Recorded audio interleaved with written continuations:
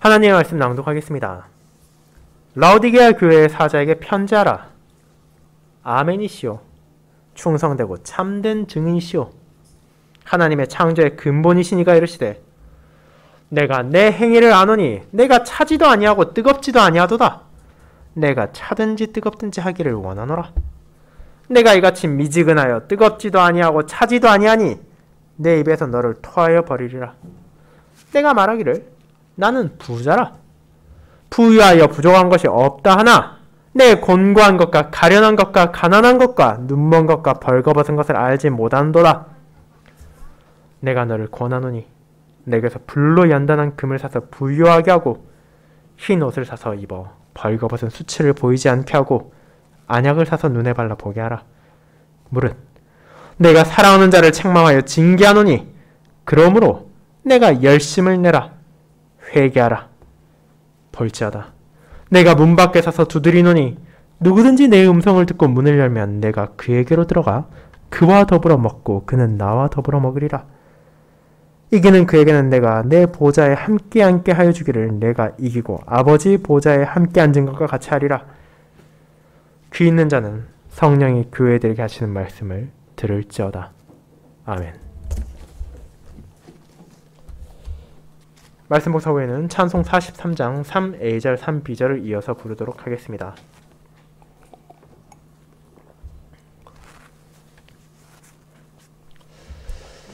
사랑하는 주 예수 그리스도 안에 있는 형제자매님들, 여러분이 잠시만 시간을 내어 길을 걸어본다면 아마 몇 분도 지나지 않아 다양한 카페나 찻집을 발견할 수 있을 것입니다. 대한민국 전체의 동이 2,100여 개인데 우리나라의 카페에서는 84,000개를 넘을 정도니 대략적으로 한 동마다 40여 개의 카페는 존재하고 있다는 것이기 때문입니다. 그곳을 갈 때 우리는 가족들과 대화를 나눌 때 사용하기도 하고 더위나 추위를 피하기 위해 들리기도 합니다. 하지만 그런 찻집을 갔을 때 여러분이 무언가를 발견하신 적이 있을 수도 있습니다.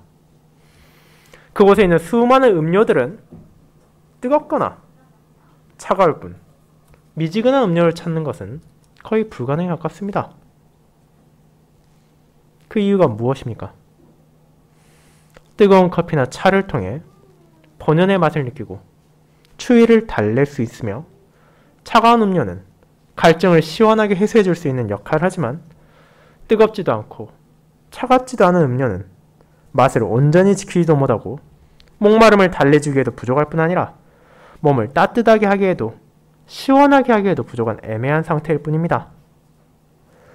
그렇게 특별한 취향을 가지거나 건강상으로 그런 것을 마셔야 되지 않는 한 대부분의 사람들은 뜨겁거나 차거나 한 그런 종류의 음료를 선호하지 미적지근한 것들을 마시길 원하진 않습니다.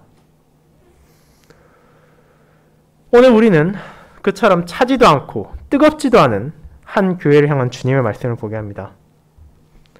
그들은 누군가의 갈증을 해소할 수 있는 시원한 물이 되지도 않았고 균을 소독하고 추위에 떠는 자들을 달래줄 수 있는 뜨거운 물이 되지도 않았습니다. 그럼에도 불구하고 자신들을 부유하다 생각하며 어떤 부족함도 우리에게는 없다고 주장하는 교만에 빠져 있었습니다. 그런 라오디게아에 전해진 말씀은 그들이 외면하고 있던 실상을 숨기지 않고 보여줍니다. 세상의 부와 풍요에 빠져있던 그곳의 성도들은 실상은 정반대로 공고하고 가련하며 가난했을 뿐 아니라 그런 현실을 자각하지 못하도록 눈이 멀어 있었고 어떤 것도 입지 않은 수치를 드러내는 벌거벗은 존재에 불과했습니다. 그와 같은 그들의 현실을 인식하게 한 주님께서는 사랑 가운데 그들을 다시 가르치시고 권면하심을 통해 그들을 향해 문을 두드리는 그분의 음성을 듣고 다시 믿음으로 나와 그분과의 교제를 나누며 하나님과 하는 영광을 누리도록 그들을 초대하십니다. 그리고 이를 듣는 성도들은 주님께서 이 말씀을 통하여 한 시대, 한 지역의 교회에만 진리를 전하신 것이 아니라 은혜 가운데 이 복음을 전해들은 모든 성도들 향해 동일한 경고와 약속을 가르치고 계심을 깨달아야 합니다. 그리하므로 차지도 않고 뜨겁지도 않은 적당한 생활 방식과 생각을 버리고 주님의 책망과 징계를 달게 받아 열심을 내어 회개하며 그분과 함께 나누는 교제의 기쁨을 누려야 할 것입니다. 저는 이와 같은 진리를 전하는 본문의 말씀을 교만에 빠진 교회를 향한 그리스도의 말씀이라는 제목으로 설교하고자 합니다. 그리고 이를 두 부분으로 나누어서 어떤 방식으로 그리스도께서 교만에 빠진 교회에게 그들의 비참한 현실을 깨닫게 하시는지와 그런 죄와 비참을 자각한 이들에게 베풀으신 은혜의 약속을 어떤 것인지 살펴보도록 하겠습니다. 이를 첫 번째, 교만에 빠진 교회의 현실을 일깨우시는 그리스도, 두 번째, 비참을 자각한 교회를 향해 약속을 선사하시는 그리스도라는 소주제로 살펴보고자 합니다. 먼저 첫 번째, 교만에 빠진 교회의 현실을 일깨우시는 그리스도에 대해 살펴보겠습니다. 형제자매 여러분, 오늘 우리에게 주어진 이 본문을 라오디게아의 교회를 향해 보내진 이 서신의 내용을 온전히 이해하기 위해서는 먼저 그 교회가 위치한 도시의 상황을 최소한 알아야 할 필요가 있습니다. 그들을 향해 보내진 편지는 다른 교회들에 보내진 것들에 비해 그 도시의 현실과 밀접하게 연결되어 있었기 때문입니다. 그렇다면 당시 라오디게아는 어떤 도시였습니까? 이 도시는 우리가 앞서 살펴본 빌라델비아에서 무역로를 따라 남동쪽으로 조금 더 내려가면 위치한 곳으로 우리가 익히 알고 있는 골로새에서 서쪽으로 16km 정도 떨어진 장소에 있는 계곡에 위치한 도시였습니다. 그리고 로마 시대 이 도시는 소아시아에서 가장 부유한 도시 가운데 하나였습니다. 물론 우리가 앞서 살펴봤던 사대와 같이 나름대로 번성한 도시들도 많이 있었지만 그 도시들도 라오디게아에 비할 수는 없었습니다. 이곳이 그토록 부유할 수 있는 몇 가지 이유가 있었습니다. 앞서 말씀드린 것처럼 이곳은 당시 로마의 무역로에 위치하고 있었고 심지어 하나의 무역로만 지나가도 충분히 번성할 수 있을진데 두 개의 무역로가 교차하는 곳이었기에 그 자체만으로 수많은 상인들이 지나가며 엄청난 부를 쌓게 했습니다. 그뿐 아니라 라오디게아에는 비옥한 토지가 있어 많은 양떼를 길렀고 그 양떼에서 나온 털을 다시 염색하여 판매하는 방식으로 문화를 선도한 도시이기도 했습니다. 이와 같은 농경과 상업의 발달로 인해 라오디게아는 은행까지도 자리 잡고 있었고 그 부가 얼마나 대단했던지 서기 60년 소아시아에 찾아온 대지진으로 인해 큰 피해를 입었음에도 불구하고 다른 도시들이 로마 중앙정부의 지원을 통해 간신히 복구 계획을 잡아가는 동안 라오디게아는 그런 도움을 일체 받지 않고 자신들의 재력으로만 도시를 다시 건설했습니다. 그와 같이 이 도시는 상업과 축산업만 발전한 것이 아니라 동시에 뛰어난 의료 기술로도 유명한 장소였습니다. 그들은 약재를 혼합하여 다양한 치료제를 만들었는데 그 가운데 가장 잘 알려진 것은 향료를 섞어 만든 연고와 도시가 위치한 지역의 이름을 딴 부르기아의 가루로 만들어진 안약이었습니다. 그처럼 모든 것이 풍성해 보이는 도시였지만 단 한 가지 부족한 것이 있다면 그것은 바로 마실 물이었습니다. 그 도시 주변에는 번성한 도시에 공급할 만한 적당한 수원지가 부족했습니다. 그들보다 조금 더 북쪽에 있는 히에라폴리스라는 도시는 뜨거운 물이 솟아나는 자연 온천으로 유명했고 동쪽에 위치한 골로새는 차갑고 시원한 물을 가지고 있었지만 라오디게아에 흐르는 물은 미적지근하고 메스꺼워 아무런 생각 없이 입에 가져갔다가는 바닥에 토할 수밖에 없는 쓸모없는 물이었습니다. 그렇게 그들은 당시 부족한 기술로 인해 송수관이 잦은 고장이 났음에도 불구하고 그것을 감수하고서라도 먼 곳으로부터 관을 만들어 물을 끌어와야만 했습니다. 그렇지 않고서는 이 도시의 시민들이 사용할 물을 감당할 수 없었기 때문입니다. 그것이 바로 라오디게아라는 도시였습니다. 물론 그 장소에 대해 깊이 파고들자면 한없이 파헤칠 수도 있겠지만 최소한 이런 배경적 지식이 있어야 오늘의 본문을 우리는 바르게 이해할 수 있습니다. 왜냐하면 주님께서는 이런 도시의 상황을 통해서 교회의 오만과 잘못을 깨우쳐 주시기 때문입니다. 이제 그와 같은 주님의 서신을 살펴보도록 합시다. 각각의 교회를 향하여 다르게 자신을 묘사하시는 그리스도께서는 라오디게아를 향해선 다음처럼 말씀하십니다. 아멘이시오. 충성되고 참된 증인이시오. 하나님의 창조의 근본이시니가 이르시되. 아멘이라는 표현은 우리가 기도를 마칠 때마다 사용하는 표현으로 그것이 확실되고 진실되다는 의미를 가지고 있습니다. 하지만 이 표현을 우리는 사람 향해서는 거의 사용하지 않을 것입니다. 하지만 주님께서는 지금 자신이 아멘이라고 말하심으로 그분께서 변하지 않으신다는 것, 그분께서 신실하다는 것, 그분이 말하시는 것이 분명히 이루어질 것임을 알려주십니다. 그렇게 이는 무언가에 대한 강한 확신을 드러내는 것이며 주님께서는 이제 이 라오디게아라는 교회에 전할 그분의 모든 말씀들이 진실될 것이며 분명히 이루어질 것으로 그 성도들이 받아들여야 한다는 것을 알려주신 것입니다. 그리고 이 사실은 이어지는 충성되고 참된 증인이라는 표현으로 다시 한번 강화됩니다. 이렇게 두 차례나 그리스도께서 나의 말이 확실하다, 나의 말에 신실하고 나의 말에 진실하다는 것을 드러내는 것은 자연스럽게 이어지는 본문에서 나타나는 라오디게아의 성도들의 모습과 대조될 것입니다. 그들과 다르게 주님께서는 거짓이 없고 이것도 저것도 아닌 행동을 보이는 것이 아니라 항상 일관되게 하나님의 뜻을 따르셨으며 말하셨기 때문입니다. 그런 참되신 그리스도께서는 그분이 하나님의 창조의 근원, 그분을 통해 만물이 창조되었음을 드러내십니다.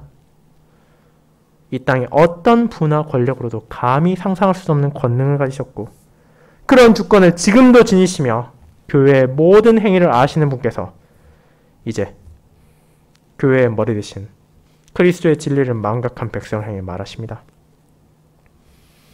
지금 이 편지를 1차적으로 받을 라오디게아의 교회의 성도들의 삶을 주님께서는 다음과 같이 요약하십니다. 내가 차지도 아니하고 뜨겁지도 아니하도다. 내가 차든지 뜨겁든지 하기를 원하노라. 심지어 그 상태가 계속되면 어떻게 하신다고까지 말하십니까?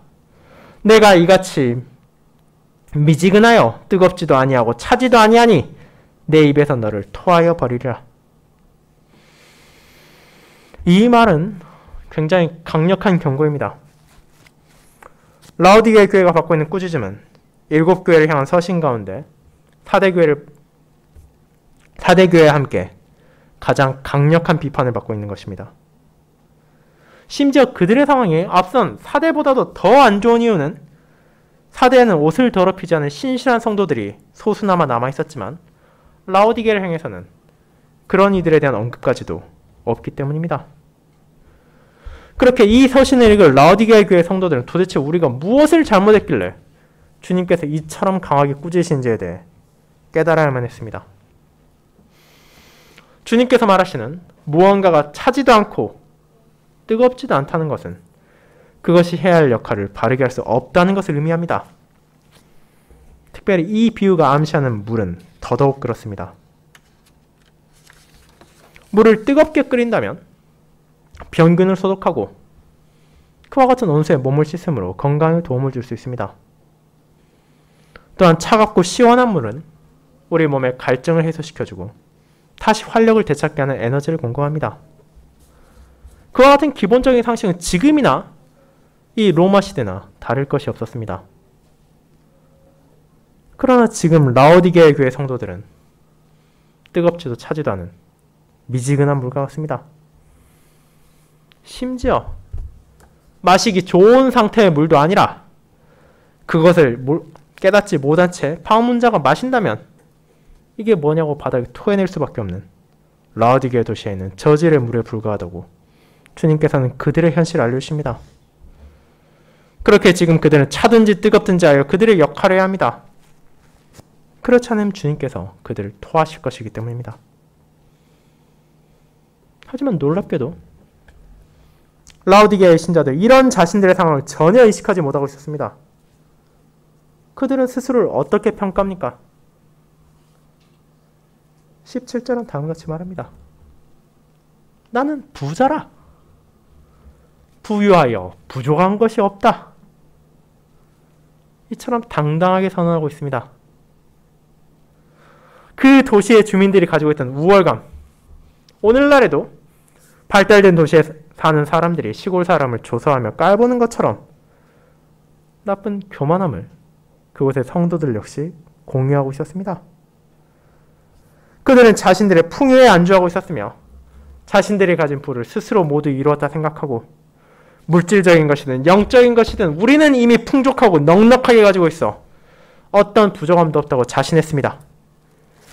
그들의 창고에는 먹을 것이 가득했고 그들의 옷장에는 입을 옷이 꽉 차 있고 몸이 불편하다면 언제든지 방문할 수 있는 의원이 있었습니다.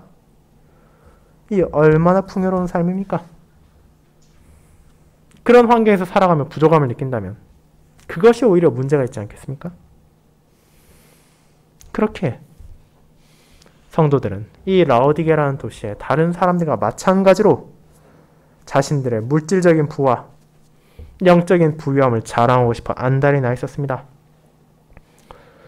로마 정부의 도움을 뿌리치고 스스로 지진의 상해를 복구했던 라오디게아 도시처럼 우리는 다른 교회들과 달리 어떤 도움도 필요 없는 부족함이 없는 교회라고 진정한 의미에서 물질적으로도 영적으로도 자립한 교회라고 자랑하기를 주저하지 않았습니다. 그러나 주님께서는 그들의 현실을 어떻다고 말하십니까? 너희는 곤고하고 가련하며 가난하고 눈멀고 벌거벗었다고 말하십니다. 다만 지금 너희가 그 사실을 깨닫지 못하고 있을 뿐이라고 알려주십니다.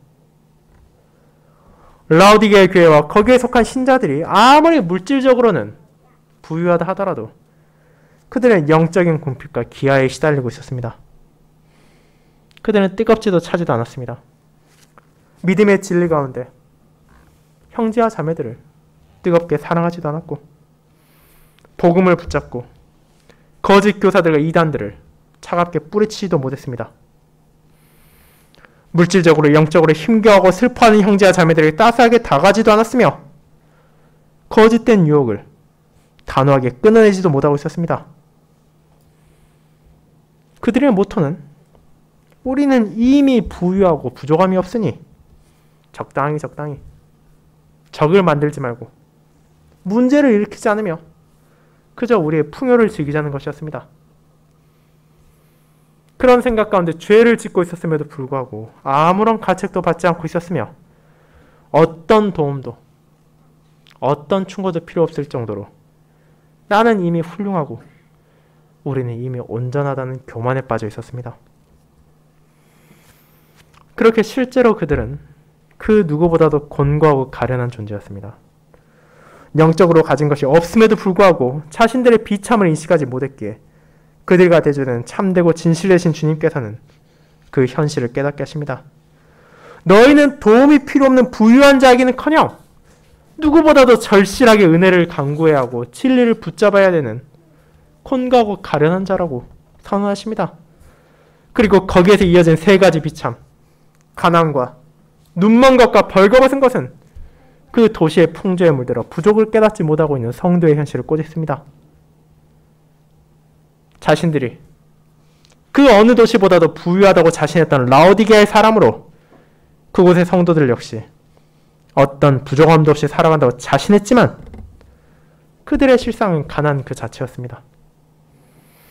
당시 가장 유명했던 안약을 생산하고 사용했던 의료원을 가지고 있었지만 그들은 실상 자신들의 영적인 눈이 멀어버렸다는 것도 깨닫지 못하고 있었습니다. 심지어 그곳에서 나는 아름다운 옷으로 풍요를 누리고 있었지만 정작 자신들의 영적인 현실은 벌거벗어 수치를 드러내고 있던 것뿐이었습니다. 그리고 그 모든 것은 라오디게아만이 아니라 하나님 앞에서의 사람의 본질입니다. 아무리 이 땅에서 큰 부와 재물을 가지고 있다 하더라도 그 누구보다 강력한 권력을 가지고 있다 하더라도 어떤 부족함이 없어 보일지라도 만물을 창조하시고 지금도 다스리시는 주님 앞에서 그 모든 것은 무가치합니다.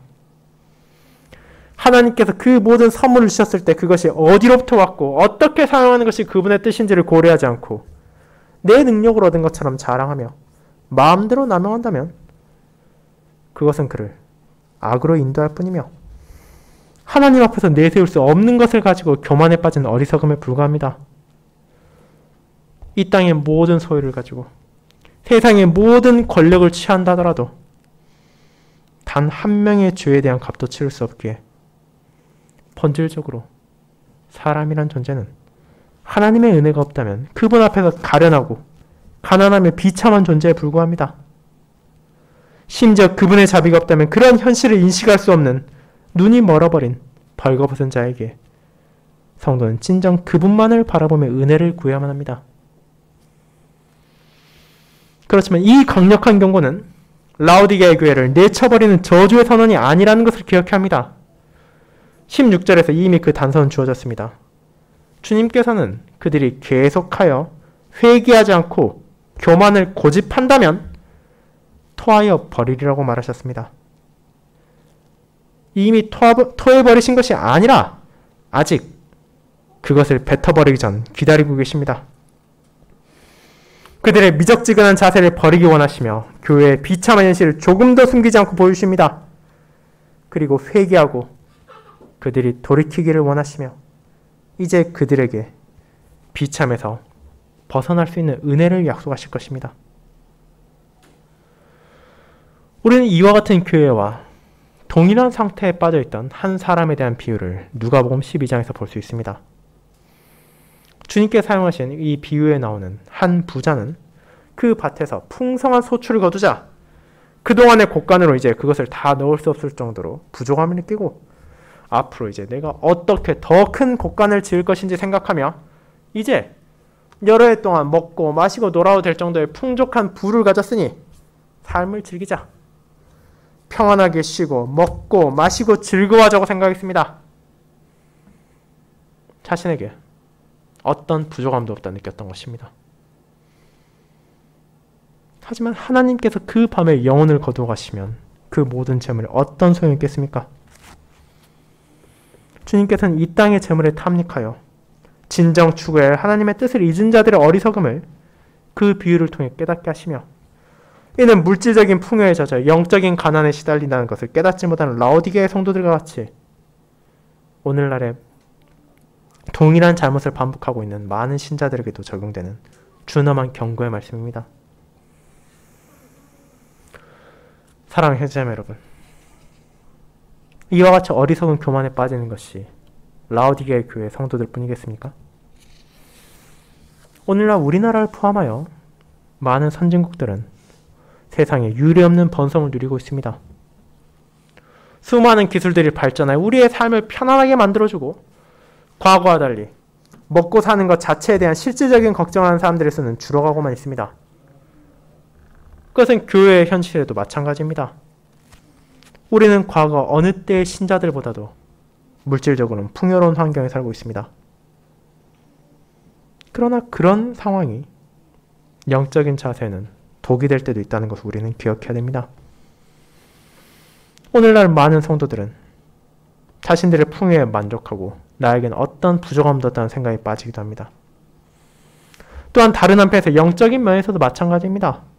누구도 어렵지 않게 이제 성경을 접할 수 있으며 말씀에 관해 살필 수 있게 된 상황에서 수많은 사람들은 오히려 하나님의 말씀 더 멀리하고 그저 원하기만 하면 언제라도 볼 수 있으니 괜찮다 생각하며 지금 나에게 진정으로 필요하다는 절실함을 망각하곤 합니다. 그 결과 물질적인 것이건 영적인 것이건 내가 지금 세상에 살아가는데 부족한 것이 없다고 기뻐하며 자신의 진실된 비참을 외면하며 하나님의 은혜의 필요성을 망각하기도 합니다. 그저 더 많은 재물, 더 많은 권력이 있으면 좋을 것이라 생각하고 주님의 뜻이 무엇인지를 구하는 것은 점점 소홀해지고 있을 뿐 아니라 모든 삶에 있어서 적당한 자세, 무기력하고 나약한 태도를 일관함으로 차지도 뜨겁지도 않은 소명을 잊은 자로서 살아가고 있습니다. 하지만 아멘이시고 충성되며 참된 증이신 그리스도께서는 그런 쓸데없는 자들을 회개하지 않는다면 뱉어버릴 것이라고 선언하십니다. 그리고 그와 같은 준엄한 경고를 통해 어리석은 양떼를 깨우치신 주님께서는 비참한 현실을 바르게 인식한 성도들이 회개하고 주님께 나아갈 수 있도록 은혜의 약속을 선사하십니다. 이것이 두 번째, 비참을 자각한 교회를 향해 약속을 선사하시는 그리스도로 이어집니다.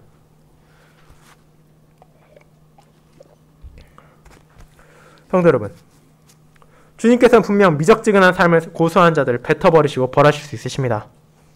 그러나 주님께서는 그들이 돌이키기를 원하시며 그들이 진정으로 구해야 하는 것이 무엇인지를 알려주십니다. 라오디게아의 성도들이 자신들의 감긴 눈을 다시 뜨기 위해서 찾아가야 하는 곳은 그곳의 병원이 아니었고, 그들의 가난함에서 벗어나기 위해 가야 할 곳은 무역로가 아니었으며, 그들의 벌거벗은 몸을 가리기 위해 구해야 하는 것은 시장에서 살 수 있는 아름다운 양털로 만든 옷이 아니었습니다. 그 모든 것에 대한 답은 오직 주님 안에서만 있었습니다. 그들은 주님에게서 불러 연단한 금, 모든 오물을 제거한 순수한 정금을 받아 부유해져야 했으며, 그분에게서 세상의 죄악으로 더럽혀지지 않은 깨끗한 흰옷을 받아 자신들의 수치를 가려야 했고, 그분으로부터 복음의 진리를 받아서 죄로 인해 가려진 눈을 떠야만 했습니다. 그리고 그렇게 하지 않는다면 그들은 결코 그 비참에서 벗어날 수 없으며 참된 가난에서 치유될 수 없다는 것을 주님께서는 알려주신 것입니다. 하지만 이 모든 은혜를 약속하시고 베푸실 것이라면 왜 그렇게까지 라오디게아의 성도들을 강하게 책망하고 징계하신 것입니까? 그 이유는 다른 데 있지 않습니다. 바로 그들을 사랑하고 아끼시기 때문입니다. 그들에게는 그 사랑을 받을 어떤 자격도 없으나 오직 순전한 은혜와 자비로서 주님께서는 한없는 사랑을 베풀으셨습니다. 그리고 그런 사랑이 있기에 그들을 버려두지 않으시고 격려하시고 회개로 부르십니다. 잠언 3장은 다음과 같이 여호와의 권징이 사랑으로부터 온다는 것을 알려줍니다. 내 아들아, 여호와의 징계를 경히 여기지 말라. 그 꾸지람을 싫어하지 말라.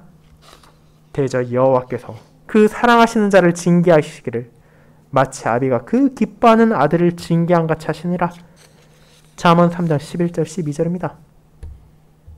그렇기에 주님께서는 교회를 사랑하시기에 그들을 불쌍히 여기시고 그들을 책망하시며 징계하십니다.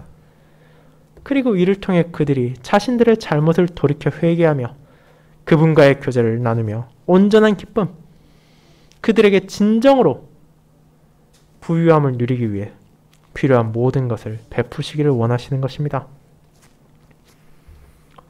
그렇게 주님의 사랑을 통해 감겨있던 믿음의 눈을 뜨고 자신들이 부유하다 생각했던 것이 실상은 허상에 불과했다는 것을 깨달으며 공고와 가련을 바라보았을 때 이제 비로소 그들은 자신들을 향해 두들겨지는 문소리를 듣게 될 것입니다.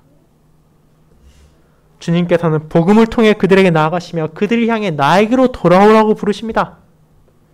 내 음성을 듣고 문을 열면이라는 표현을 생각해 보시기 바랍니다.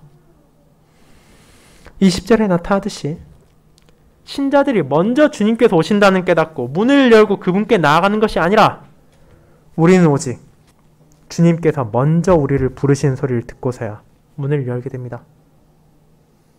믿음으로 주님을 향해 나아가는 것까지도 사람은 전적으로 하나님의 은혜를 의지할 수밖에 없다는 것입니다. 주님께서 말씀하신 것처럼 믿음의 눈을 뜨고 거짓을 깨달은 사람은 이제 그를 둘러싼 세상의 소리나 욕망에 따라 살아가는 것이 아니라 오직 자신을 위해 모든 것을 베풀으신 그리스도의 뜻에 따라 살아가는 것이 합당하다는 것을 알게 됩니다. 그리고 그런 삶 가운데 주님과의 교제를 나누며 그분께 참여하며 머리이자 주인이신 그리스도와 함께 언약의 관계 안에서 복된 교통을 누리게 될 것입니다. 이 땅의 생에서 이미 시작된 그 교통은 신자로 하여금 주님의 날을 바라보게 하고 그날에 누릴 영광이 얼마나 강렬하며 아름다운 것인지를 충성되고 참된 증인이신 예수님께서는 다시 한번 그들에게 약속하십니다. 그들이 승리하신 주님께서 아버지 우편에 앉아 계신 것처럼 주님의 날 온 세상의 심판을 받을 때 그분과 함께 보좌에 앉아 만물을 다스리는 영광을 받게 될 것입니다. 그 아름다운 은혜가 약속되었기에 이 땅의 재물이나 이 땅의 부, 세상의 의술이나 상업 같은 사라지고 무의미해질 허망한 것에 망조작하여 그들의 영적인 현실을 외면하지 않고 오직 참된 믿음으로 진리의 말씀을 들으며 그 뜻에 따라 열심을 내어 회개하고 살아가라고 주님께서는 어리석고 가련한 이 백성들을 부르신 것입니다. 그리고 이 말씀은 오늘 우리가 앞서 읽은 이사야 55장과 떼어낼 수 없는 연결고리가 있습니다. 특별히 17절과 18절의 내용을 다시 한번 떠올려 보신다면 이 관계를 깨달을 수 있습니다. 주님은 라오디게아 성도들을 향해 분명 그들이 가련하고 곤고하며 가난하다고 말하셨습니다. 심지어 그들은 눈이 멀고 벌거벗었습니다. 그런 자들이 대체 어떻게 불로에 연단한 금을 사고 더럽혀지지 않은 깨끗한 흰옷을 구입하며 안약을 받을 수 있겠습니까? 그들에게는 이 모든 것을 얻을 수 있는 어떤 능력이나 공로도 존재하지 않았습니다. 그러나 주님께서 이들을 향하여 그 모든 것을 나에게 나와 구하라고 하신 이유는 참된 믿음으로 복음을 받아들이고 은혜를 갈구하는 자신의 백성들에게 필요한 모든 것들을 값없이 돈 없이 베푸실 것이기 때문입니다. 하나님 앞에서 심판받아야 할 자신의 육체와 영혼을 결코 구할 수 없는 것들을 추구하며 그 안에서 부족함이 없다는 착각에 빠진 이들에게 그들에게 진정으로 필요한 좋은 것들을 먹게 하시고 참된 즐거움을 누릴 수 있도록 그들을 내가 돌볼 것이라고 약속하신 것입니다. 그들의 어리석음을 버리고 열심을 내어 회개하여 주님의 뜻에 따라 뜨거움이 필요할 때는 열정으로, 차가움이 필요할 때는 단호하게 말하고 행동하며 이 세상의 가르침에 따르는 것이 아니라 그 모든 것을 능가하는 여호와의 말씀 가운데 나타난 참된 진리에만 따를 수 있도록 크신 자비를 베풀어 주시는 것입니다.